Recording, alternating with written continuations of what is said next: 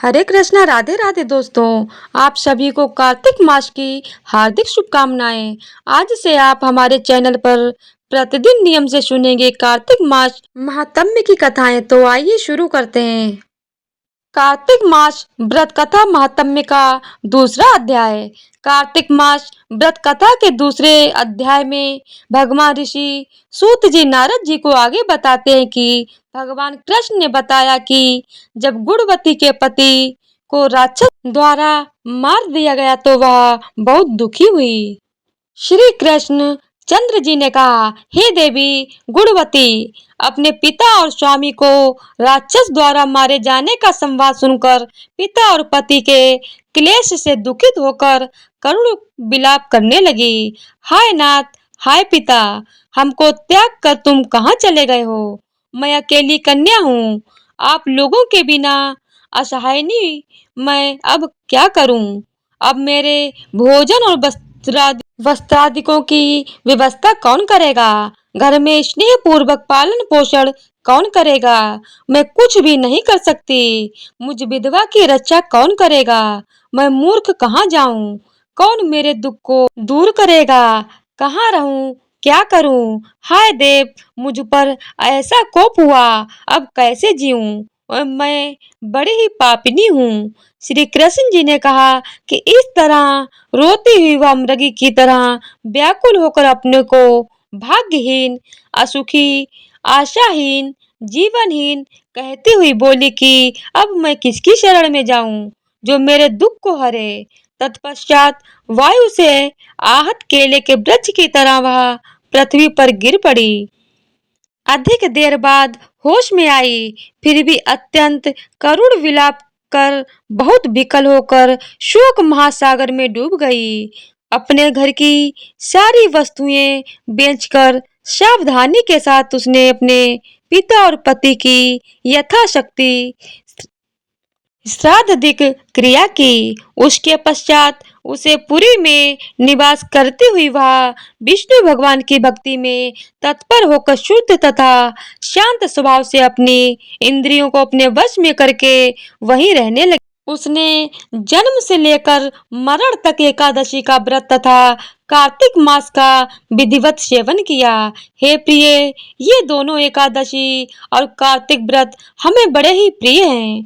भुक्ति, मुक्ति, पुत्र तथा संपत्ति को देने वाले परम पवित्र हैं। जो मनुष्य तुला की संक्रांति रहते हुए कार्तिक मास में प्रातः काल में स्नान करते हैं, वे चाहे पापी ही हों तो भी वे पापों से मुक्त हो जाते हैं। जो मनुष्य कार्तिक स्नान, जागरण, दीपदान तथा तुलसी के वृक्ष की रक्षा करते हैं, वे साक्षात विष्णु भगवान के तुल्य हैं। जो भक्त कार्तिक मास में विष्णु भगवान के मंदिर की स्वच्छता तथा विष्णु भगवान का स्तुति वचन करते हैं, वे प्राणी जो जीवन मुक्त हैं। इस प्रकार जो जन कार्तिक मास में 3 दिन तक श्री विष्णु के मंदिर की स्वच्छता अथवा उनका पूजन करते हैं, देवता गण भी उनकी वंदना करते हैं। जिन्होंने जन्म भर इस नियम का पालन किया है, उनका तो कहना ही क्या है। इसी प्रकार वह गुणवती विधवा दत्त चित्त होकर प्रतिवर्ष कार्तिक का व्रत और विष्णु भगवान की पूजा भक्ति पूर्वक करती रही। हे प्रिय, एक बार वह रोग के कारण दुबली हो गई तथा ज्वर से पीड़ित होने पर धीरे धीरे किसी प्रकार गंगा स्नान करने को गई। वह जल में स्नान करने के निमित्त उत्तरी और जाड़े से कांपने लगी और विकल हो गई। तब उसने आकाश की ओर से अपनी ओर आते हुए एक विमान को देखा जो शंख, चक्र, गदा और पद्म आदि विविध शस्त्रों से सुशोभित विष्णु भगवान का रूप धारण करने वाला था। रथ पर उनके वाहन गरुड़ की ध्वजा अंकित थी। तब मेरे विष्णु के गण विमान पर चढ़कर उस पर चवर डुलाते हुए अप्सरा गणों से सुशोभित उस गुणवती को वैकुंठ लोक में ले गए। वह गुणवती प्रज्वलित अग्नि की शिखा की तरह उस विमान में बैठी हुई एकमात्र कार्तिक व्रत के प्रभाव से मेरे समीप आई। इसके अनंतर जब ब्रह्मादि देवताओं के प्रार्थना करने पर मैं इस मानव लोक में आया, तब मेरे गण भी मेरे साथ आए। हे भामिनी, ये समस्त यादव मेरे ही गण हैं। देव शर्मा नामक विप्र जो पूर्व जन्म में तुम्हारा पिता था, वही इस जन्म में सत्राजित होकर यहाँ है।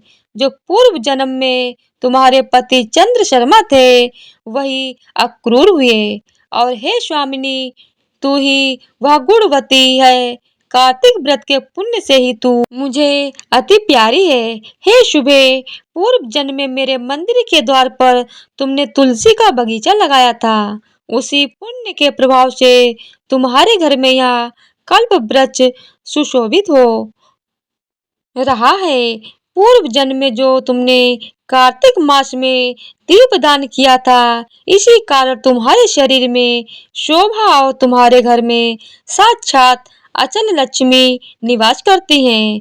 उस जन्म में तुमने जो व्रताधिक पति स्वरूप भगवान के लिए अर्पण किया था, उसी के फल से तुम इस जन्म में मेरी प्रिय भार्या हुई हो। पूर्व जन्म में आजीवन तुमने नियम सहित कार्तिक मास का व्रत किया था, उसी से कभी भी हमारा और तुम्हारा वियोग नहीं हो सकेगा। इसी प्रकार जो प्राणी कार्तिक का व्रत करेंगे, वे सब भी मेरे ही समीप रहेंगे और तुम्हारे ही समान प्रिय होंगे।